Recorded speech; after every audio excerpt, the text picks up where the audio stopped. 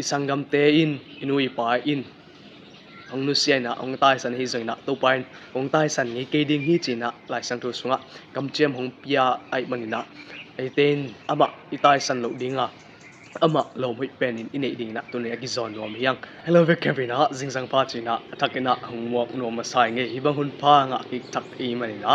bia pu senin min than na le pa to na te atan sabana tan ton tung lai ta hen tu ni february ni som le ne gi tu ni le som ni le gu tu ni jingsang ni sim kha ta za di atului na bang yam chi le sangam te sang hong nai zo lom chi thloi ilai sang thumun ni ve kevina sim khop nei mo pau nak lian som le get neu som ni le li lom tam pi nei na in siat na hong tun theya lom por khat te na hi le sangam sangin kip zo hi ilai sang ru sim na tun ton be bi senin mi mal kim athak in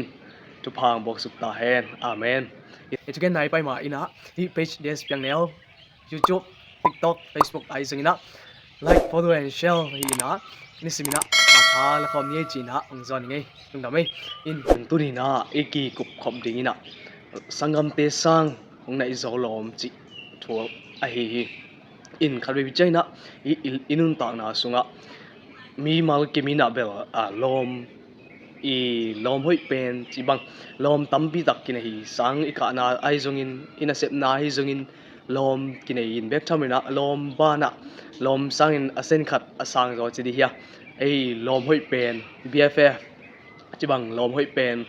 chi bang ina kinai thei in hi ilom te na pen e te amau i thu zong ki theina e thu zong amau tunga ki gen ina i thu sim igen op inu i pa te igen ngam lo thu te khong amau te tunga ki gen ina e lom ngai vai hi zong in e te ham sat na hi zong in e te kel na hi zong amau te tunga ba ki gen in ba ki kum thei ai zong ina i ilom te ina khalvi chen hong tai sanina kinuak thei ki he sak thei ai zong in e teng he sak ngei lo long hoi pen to ba jesu ine na te zong i phok ding hi abeisa ni khat sunga e te na hi long hoi pen chi thu igen khini in tunin na ikup kup nop tak takina hi isangam lai guizom ngiat i sangam te nut nukhat pakhat sunga aswak bi be hangina ilung simte ki bang lo ina khalbi changin i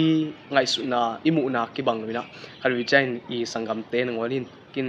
ki khasiat sak thei yang ete i lai buizom i sangam te ina ete khalbi chain i up mo sang ina ete ong bangchria ong sesan dan ong hopi dan te a ki pan sangam te khalbi chain lem lo thei khalbi chain i sangam te ngon i za tak chi bang khong eki ta khun khong om thei mai ma hi in chi bang chang ai zong ina hi i sangam te sang de nai chi ma we ilom te ina i sang amau e thu pen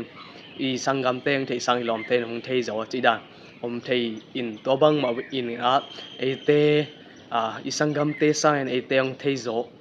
bek thamin ilom it pen ilom hoi pen te san e teng thei zo a hi to pa jesu ine manina alung dam huai ma thuai to pai na e te i nun zia e te i ikitang sapna te kam khat jong igen ma in amaina ikitang sapna khem pe athei kin atel khin to pai manina ama tunga e te i thusim te i van gik te i ap dina tunia thakin aki phok thak sak nom hiang isangam te in inui pa in ong nu siai na ong tai san hi zoi na to pain ong tai san ni ke ding hi china lai sang thu sunga kam chem hong pia ai manina ai ten ama i tai san lo dinga ama lo hoi pen in inei ding na tu ne ki zon nom hiang amai nei te hong itin ai na ang luma ai te hong huai dinga aton tungin ai te i khiak na te hi zongin ong mai sakina ilung kham na te ong pai khia sangila nup to dam na kamonang peding hi chi tuina ki pok thak sak hianga to pa jesu lom hoi penin ne ni ama to ni simin ki ho ni ama to ni simin kal thak sonina ama chunung ta te simina ama to